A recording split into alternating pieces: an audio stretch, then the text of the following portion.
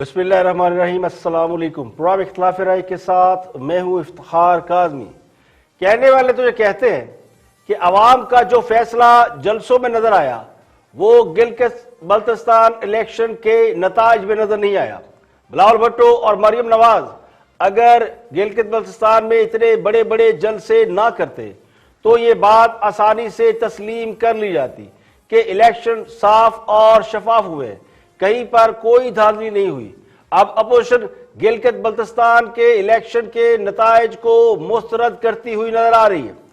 वो कहते हैं कि आंखों देखी मक्खी निगली नहीं जाती। तो इतने बड़े बड़े जलसों के बावजूद दो बड़ी सियासी जमातों का गिलगित बल्तिस्तान के इलेक्शन में इस तरह सफाया हो जाना कैसे हजम हो सकता है। तो कहने वाले ये भी कहते हैं कि ताज्जुब है, जो पार्टी इलेक्शन कैंपेन में बड़े बड़े जलसे करती है वो हार जाती है और जो जलसियां भी नहीं कर पाते वो जीत रहे हैं। तो ये मौजे भी हमारे यहाँ होते हैं। तो क्या पाकिस्तान में इलेक्शन में धांधली और फ्रॉड अब भी हो रहा है? सवाल ये है कि पीपल्स पार्टी और मुस्लिम लीग नून के जलसों में जो लोग आए थे, क्या वो उस इलाके से ताल्लुक नहीं रखते थे? क्या ये लोग चाइना या अफगानिस्तान से आ रहे थे या ईरान से आ रहे थे? मीडिया ने गिलगित बल्तिस्तान के बेशतर जलसों की कवरेज बराह रास्त दिखाई और उसकी वजह नेशनल लेवल की लीडरशिप का वहां पे मौजूद होना था। मरियम नवाज, बिलावल भुट्टो बड़े बड़े जलसे कर रहे थे। कोई एक जलसा भी हमें ऐसा नजर नहीं आया जिसके बारे में यह कहा जा सके कि यह फ्लॉप शो था। अब जिन हलकों में आबादी ही चंद हजार अफराद की है, वहां भी हजारों की तादाद में लोगों ने जलसों में शिरकत की और ढूंढने वाले गिलगित बल्तिस्तान के इलेक्शन और फैजाबाद पर धरना देने वालों का ताल्लुक भी ढूंढ रहे हैं कि क्या धांधली धरने की मारधाड़ में तो नहीं छुपाई जाएगी, क्योंकि अपोजिशन शोर मचा रही है कि धांधली हो गई है और उस धरने की और इलेक्शन की टाइमिंग का आपस में कहीं कोई कनेक्शन तो नहीं। आप सोशल मीडिया को देखें तो लोग इलेक्शन को एक दिन में भूल चुके हैं और सबको फैजाबाद धरना नजर आ रहा है, उसकी मारधाड़ पर तबसरे तजिए किए जा रहे हैं। तो पीपल्स पार्टी के चेयरमैन बिलावल भुट्टो भी बड़े गुस्से में नजर आए। उन्होंने ट्वीट भी किया और वहां पे मौजूद पीपल्स पार्टी के एहतजाज करने वाले मुजाहिरीन से खिताब भी किया और उन्होंने कहा कि मेरा इलेक्शन चोरी किया गया है। जिनका काम था आपका वोट का तहफ़्फ़ुज़ करना, जिनका काम था गिलगित बल्तिस्तान के अवाम के वोट पे डाके डालने को इजाजत नहीं देना, हुकूमत को रोकने के बजाय, वुज़रा के रोकने के बजाय वो हुकूमत के साथ खड़े रहे और अपोजिशन को निशाना बनाए। रातों रात जमील भाई के सीट पे धांधली करके दो वोट से पीटीआई को जितवाने की कोशिश कर। हमारे ऊपर भी बहुत सा प्रेशर है, आपकी तरफ से प्रेशर है। हम तो सियासी लोग हैं, जब हम प्रेशर में आते हैं हम भी जज्बाती होते हैं, हम जज्बाती फैसले लेते हैं। आप हमें मजबूर ना करें कि हम एक्सट्रीम पोजीशंस पे आ जाए। आप सारे दरवाजे हम पे ऐसे ना बंद करें कि हम मजबूर हो जाए कि हम वो रास्ता ले जिससे हम पीछे नहीं हटेंगे। हम वो रास्ता ले जो मुश्किल रास्ता है, जो जिद्दोजहद का रास्ता है मगर जीत का रास्ता है। हम अपना इलेक्शन कैंपेन जारी रख रहे हैं, हम एहतजाज जारी रख रहे हैं। हम अपने छीने हुए सीट वापस लेके घर जाएंगे, वरना बैठेंगे। आप अपना एहतजाज तेज करें, आप अपना तहरीक तेज करें। इंशाअल्लाह ताला यहाँ से अब आपकी चोरी हुई सीट वापस लेंगे, ना ले सके तो आपका रुख इस्लामाबाद की तरफ होगा। पीपल्स पार्टी के चेयरमैन ये कहते हैं कि उनका इलेक्शन चोरी हो गया। तो बिलावल भुट्टो साहब से पूछना यह था कि वो ये बताना पसंद करेंगे कि उनका इलेक्शन चोरी किसने किया और क्या नवाज शरीफ की गुजरांवाला तकरीर से उन्हें ज्यादा धचका लगा था या फिर अब इलेक्शन हारने से ज्यादा धचका लगा है। बिलावल भुट्टो को जिस तरह गिलगित बल्तिस्तान में प्रोटोकॉल दिया जा रहा था और यह तासुर दिया जा रहा था कि गिलगित बल्तिस्तान का इलेक्शन पीपल्स पार्टी की झोली में डाला जा रहा है, इसलिए बिलावल भुट्टो नवाज शरीफ के बयानिए के बरक्स किसी का नाम नहीं ले रहे थे। और जब नवाज शरीफ ने 2018 के इलेक्शन में मुबैना धांधली के हवाले से अस्करी क़यादत पर इल्जाम लगाए और हम शख्सियात के नाम लेकर इल्जाम लगाए, तो बिलावल भुट्टो साहब का उस वक्त मौक़िफ़ ये था कि नवाज शरीफ के पास यकीनी तौर पर कोई सबूत होंगे जिसकी वजह से वो इल्जाम लगा रहे हैं। अब उसी जगह पर खुद बिलावल भुट्टो आन खड़े हुए हैं और वो खुद भी इल्जाम लगा रहे हैं कि धांधली हुई है। तो अब यकीनी तौर पर बिलावल भुट्टो के पास भी सबूत होंगे, वो यकीनी तौर पर सामने लाएंगे। वो कहते हैं ना, जिस तन लागे सो तन जाने। तो अब जिस पर बीती है वही जानता है कि क्या हुआ है। इलेक्शन हारने वाली हर जमात जीतने वालों पर धांधली का इल्जाम जरूर लगाती है और पाकिस्तान की ये रवायत रही है, तो इस बार भी ऐसा ही होना था। तो इस बात का अंदाजा मुझे यूं लगता है कि मुस्लिम लीग नून को ज्यादा बेहतर अंदाज में था और पीपल पार्टी को जरा कम था। इसलिए मरियम नवाज ने आवाम को घरों से बाहर निकालकर जलसों में शुरा की तादाद से बता दिया कि लोग क्या चाहते हैं। अब इलेक्शन के नतीजे एक तरफ, लेकिन जलसों की गैदरिंग एक तरफ। तो लोग तो बाहर निकले। तो गिलगित बल्तिस्तान में जो 6-7 लोग जीते वो भी मुस्लिम लीग नून के को छोड़ के गए थे। एक स्पीकर और 6 अरकान असेंबली थे। उनका पीटीआई से कोई नजरियाती ताल्लुक नहीं था।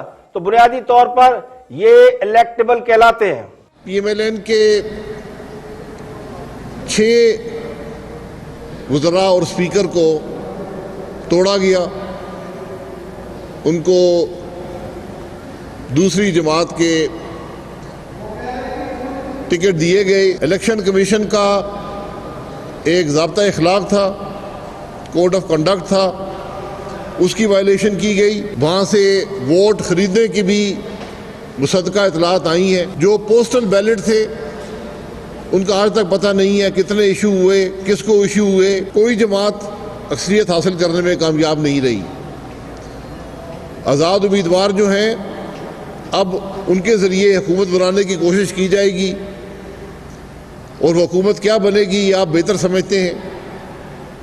ऐसी हुकूमतें जो लोगों को लालच देकर, लोगों को डरा धमका कर बनाई जाती हैं, वो कभी अवाम के मसाइल हल नहीं करती। तो बुनियादी तौर पर जो इलेक्शन जीता है, जिन लोगों ने भी जीता है, चाहे वो आज़ाद उम्मीदवार है या पीटीआई के लोग हैं, वो नजरियाती लोग नहीं है और ना ही उनका पीटीआई से कोई ताल्लुक है। और वैसे भी अपोजिशन हारने के बाद इल्जाम लगाती है और हमेशा हारने वाले इल्जाम लगाते हैं। तो मुझे ये इल्जाम भी कोई बहुत ज्यादा मुसद्दका नहीं लगता। यानी अगर जीतना था तो वो सारा इलेक्शन जीत जाते। ये जो 8, 9, 10 सीटें जीती है, इससे तो वो सादा अक्सरियत भी नहीं मिलेगी। तो इसे धांधली से ज्यादा इंजीनियरिंग या मैनेज करना कह सकते हैं। तो इस बार जो हम बात यह है कि फौज ने इलेक्शन को कंडक्ट करने से मदद कर ली थी, वरना इस वक्त सारा मुद्दा उन पर पड़ रहा होता है। क्योंकि ये तो तय था कि इलेक्शन में धांधली के इल्जामात लगना ही लगना है, ख्वाह इलेक्शन कोई भी जीतता।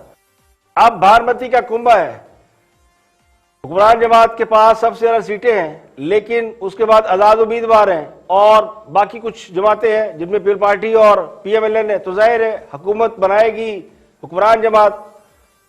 लेकिन गिलगित बल्तिस्तान के इलेक्शन ने और कुछ किया या नहीं किया, लेकिन अपोजिशन को जमकर हुकूमत के खिलाफ कंपेन चलाने का मौका जरूर दिया है। अपोजिशन जमातों ने हुकूमत पर खुलकर भड़ास निकाली है। तो गिलगित बल्तिस्तान के इलेक्शन सिर्फ सियासी बुनियाद पर नहीं लड़े जा रहे थे। अगर कोई समझते ना कि सिर्फ यहाँ पॉलिटिकल हो रहा था इलेक्शन, तो ऐसा नहीं है। उसके पीछे और भी बहुत से फैक्टर हैं। तो किसी सियासी जमात ने इस इलेक्शन में ठोस मंशूर और नजरिया नहीं दिया। तो इससे एक बात और भी साबित हुई है कि महज बयानिए की बुनियाद पर इलेक्शन नहीं लड़े जा सकते, ना जीते जा सकते हैं। अवाम को ठोस मंशूर और प्लान देना पड़ता है, उनके मसाइल और उनका हल और उनकी टाइम लाइन भी बताना पड़ती है।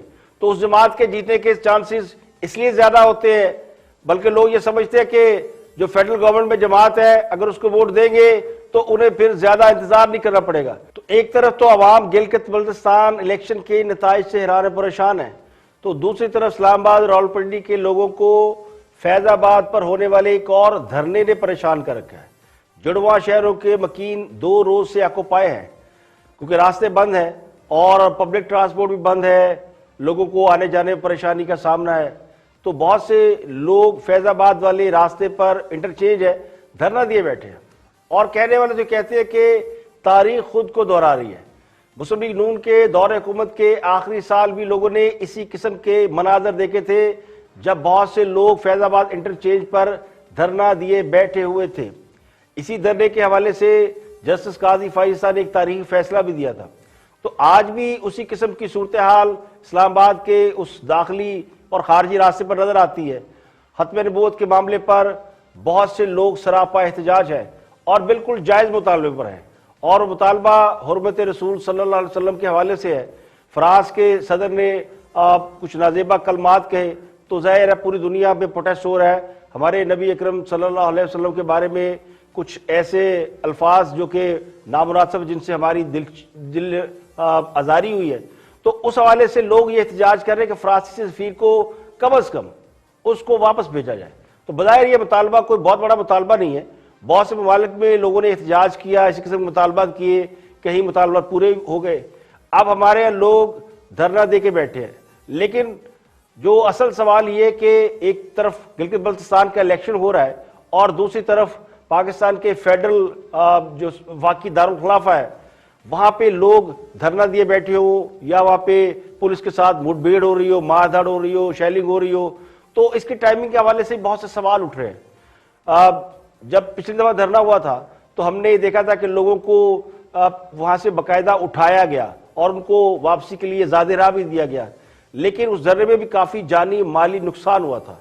तो जब पीटीआई की हुकूमत आई तो उन्होंने आते ही क्रैकडाउन कर दिया और मरकजी क़यादत को उठाकर जेल में बंद कर दिया था। तो आज वही लोग जिनको जेल में बंद किया था वो रुकावटें अबूर करके बड़े आराम से फैजाबाद में तक पहुंच चुके हैं और शायद वो आगे भी जाना चाहते होंगे, इसलिए रोका जा रहा है।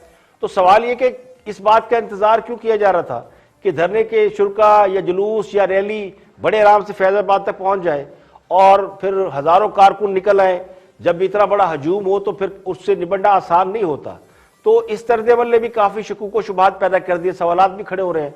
माजी में भी ये बात सामने आई थी कि इस तरह के जुलूस, इस तरह की रैलियां या धरने स्पॉन्सर्ड होते हैं, तो अब भी उन्हें किसी ने रोका, ना रोकने की कोई ठोस मनसूबाबंदी नजर आई। अगर सियासी जमातों का जलसा होता या उनका लॉन्ग मार्च होता तो पुलिस कई दिन पहले छापे मारना शुरू कर देती है, पकड़ दकड़ करती है। अब मुल्तान में जलसा होना है तो एमएनए को उठा के बंद कर दिया, तो आज अदालत ने उसको एमएनए को तो रिहा कर दिया, लेकिन वो नजर ही आता कि इंतजामिया इस हवाले से एक्टिविटी करती जरूर है, लोगों को पकड़ती जरूर है, रोकती जरूर है, लेकिन यह रोका नहीं गया। तो अब नामूस रिसालत के हवाले से एहतजाज का हक जो है वो सबको है, हर मुसलमान को है और करना भी चाहिए। लेकिन उस पर शेलिंग और मारधाड़ क्यों की जा रही है? इतना ज्यादा क्या मामला हो गया कि लोगों को मारा जा रहा है या फिर लोग अटैक कर रहे हैं? या तो रैली निकल ही ना देते। अगर निकल आई है तो काम तो यह था कि उस रैली को प्रोटेक्ट किया जाता, प्रोटेस्ट का जो उनको राइट है वो दिया जाता, लेकिन उस पर शेलिंग की इतलात है, उसमें लोग जख्मी भी हुए होंगे। तो आम लोगों का इसमें कोई कसूर नहीं। हुर्मत रसूल सल्लल्लाहु अलैहि वसल्लम पर हर खास आम निकल आता है, निकलना चाहिए।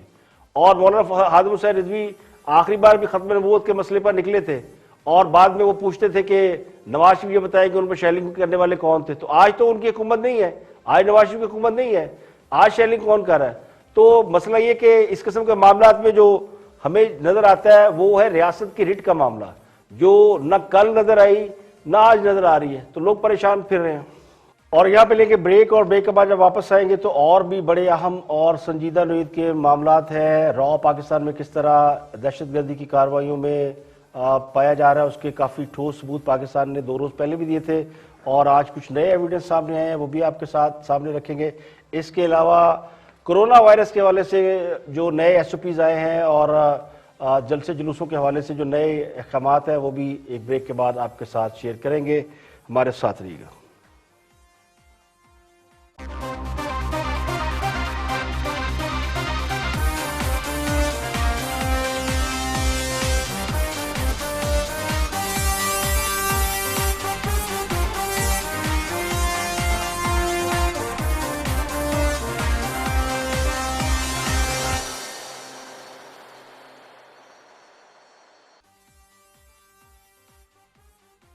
Welcome back. आप देख रहे हैं प्रोग्राम इख्तिलाफ राय और मैं हूं इफ्तिखार काज़मी। भारत पाकिस्तान में दहशतगर्द कार्रवाइयों में किस तरह मुलव्वस है। 2 रोज कबल DGISPR ने एक प्रेस कॉन्फ्रेंस में इस मामले के सबूत व शवाहिद मीडिया के सामने रखे थे।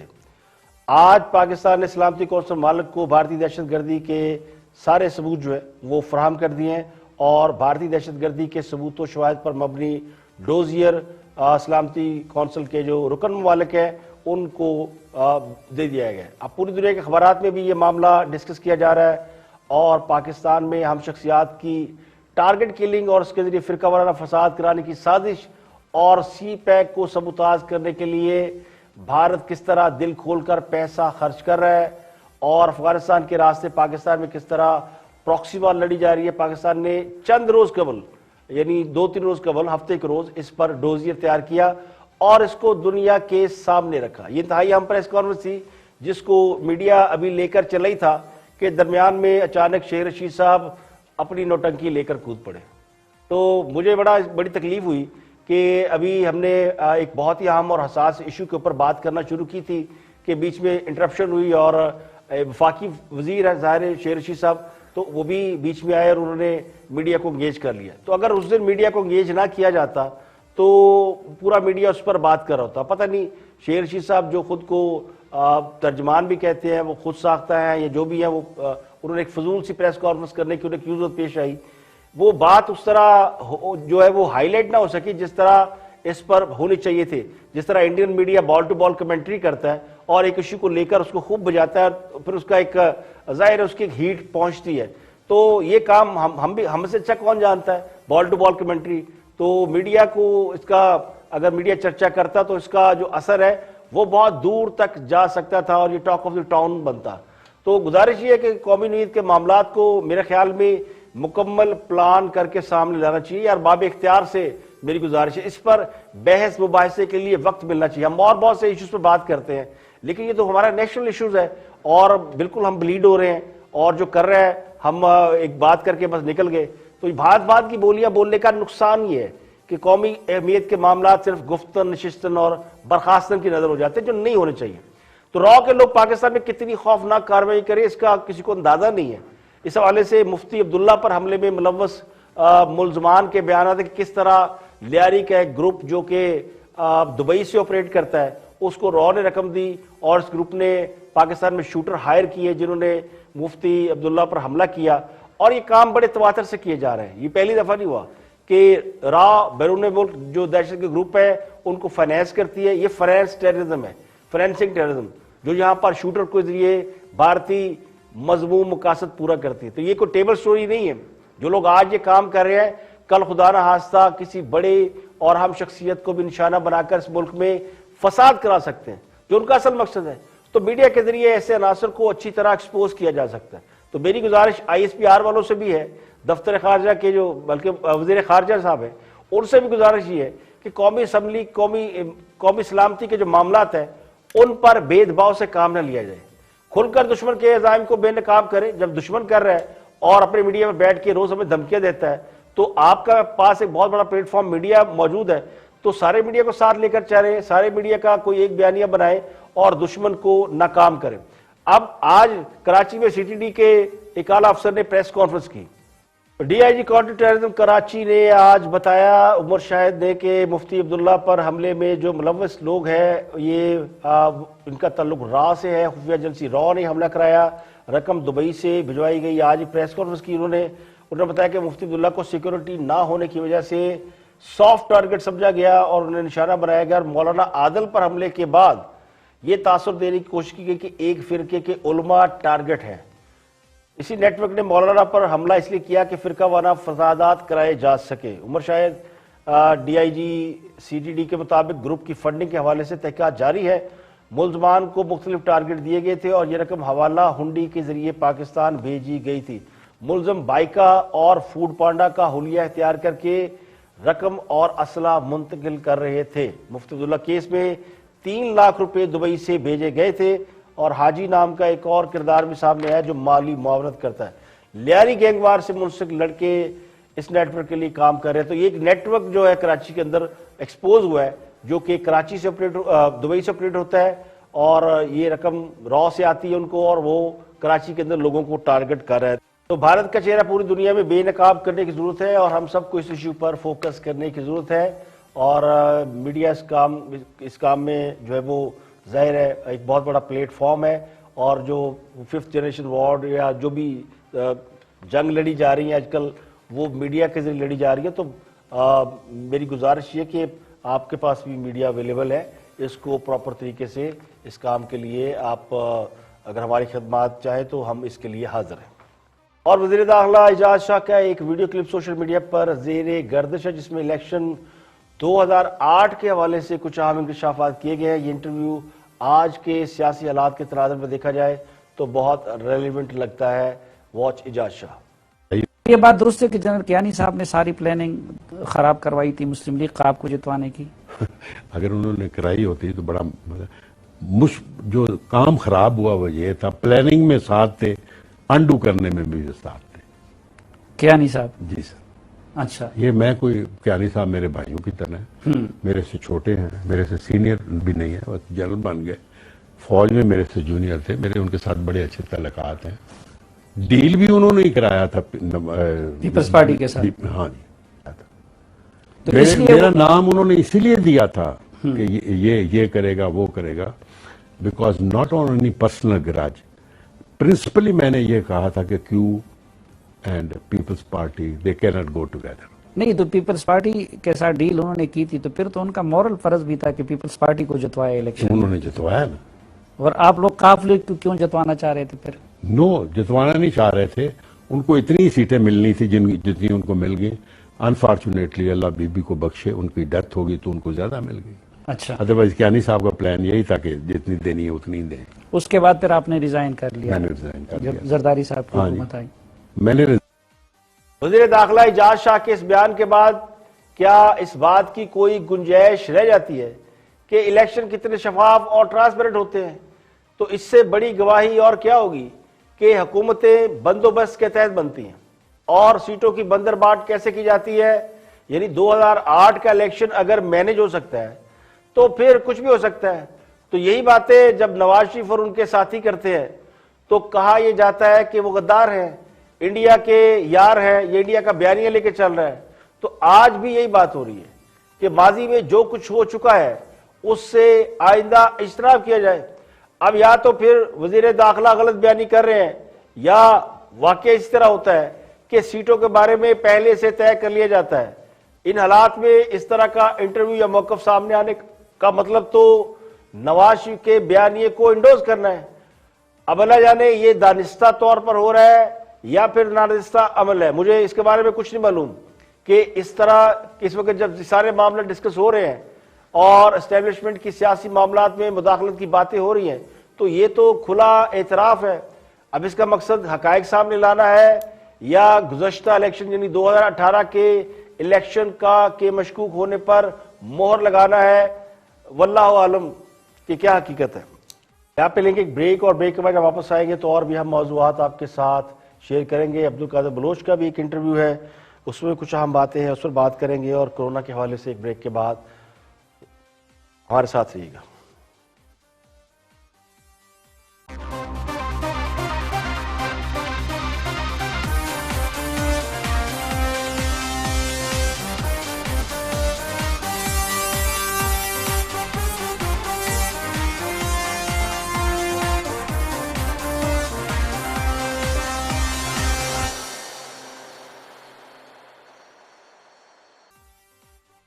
Welcome back. आप देख रहे हैं प्रोग्राम इख्तिलाफ राय और मैं हूं इफ्तिखार काज़मी। ब्रेक के बाद हाजिर खिदमत है।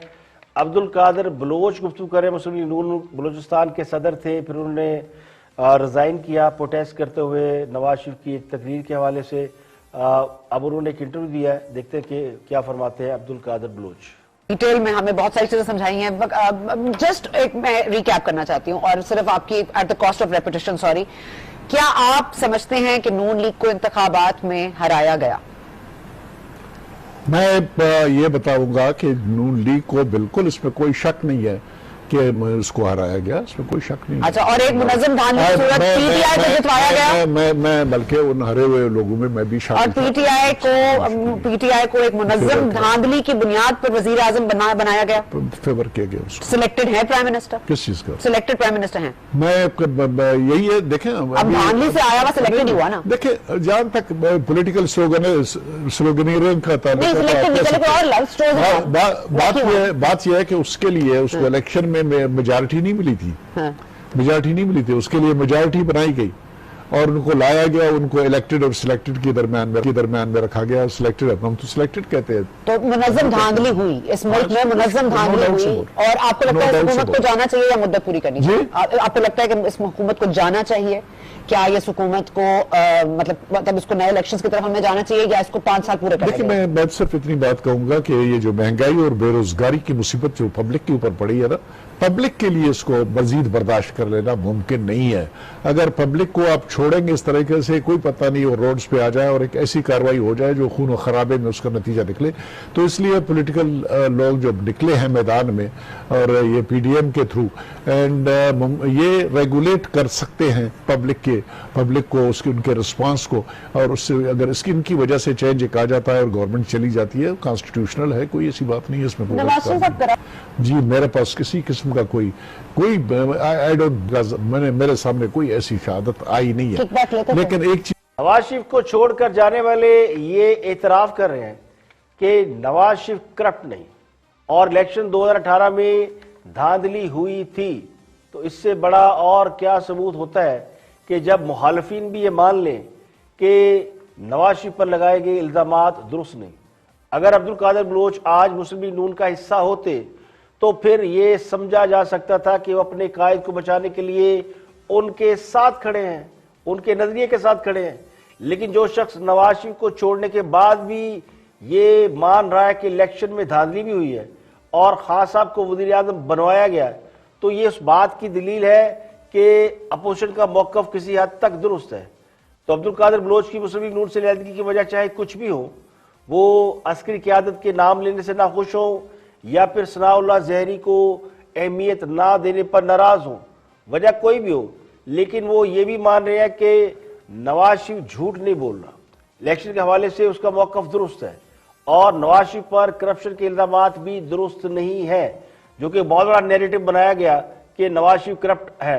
लेकिन अब्दुल कादिर बलोच के पास तो ये अच्छा मौका था कि आसानी से वो नवाज शरीफ को करप्ट करार देते और इलेक्शन को शफाफ करार देते, तो बहुत सी ताकतों की गुड बुक में आ जाते और अच्छे हो जाते। लेकिन उन्होंने ये चॉइस अडॉप्ट नहीं की। और साबिक वज़ीर आज़म शाहिद खान अब्बासी और साबिक वज़ीर ख़ज़ाना मुफ्ता इस्माइल पर LNG रेफरेंस में फ़र्द जुर्म आयद कर दी गई है। मुफ्ता इस्माइल और शाहिद खान अब्बासी पर एहतसाब अदालत के जज आज़म खान ने फ़र्द जुर्म आयद की। शाहिद खान अब्बासी और मुफ्ता इस्माइल दोनों ने सेहत जुर्म से इनकार किया। शाहिद खान अब्बासी और मुफ्ता इस्माइल समेत 5 मुल्ज़मान पर वीडियो लिंक के जरिए फ़र्द जुर्म आयद की गई। अब्दुल्ला खान अब्बासी को कोरोना वायरस के बायस घर पर अदालती स्टाफ के जरिए फ़र्द जुर्म से आगाह किया गया। अब्दुल्ला खान अब्बासी ने भी सेहत जुर्म से आगाह किया गया। साबिक़ MD PSO शेख इमरान हक पर भी फ़र्द जुर्म लगा दी गई है और उन्होंने भी इस जुर्म की सेहत से इनकार किया है। एहतसाब अदालत इसके अलावा मुल्ज़मान आगा जान अख्तर और उज़मा आदल पर भी फ़र्द जुर्म आयद की। मुल्ज़म हुसैन दाऊद और अब्दुल समद दाऊद पर भी वीडियो लिंक के जरिए फ़र्द जुर्म आयद की गई। दोनों मुल्ज़मान की जानिब से अली ज़फ़र एडवोकेट अदालत में पेश हुए, जबकि मुल्ज़मान अदालत में मौजूद नहीं थे। मजमूई तौर पर 5 मुल्ज़मान पर वीडियो लिंक के जरिए फ़र्द जुर्म आयद की गई। अदालत ने तमाम मुल्ज़मान के अंगूठे के निशाना दस्तखत के साथ शनाख्ती कार्ड नंबर लेने की भी हदायत की।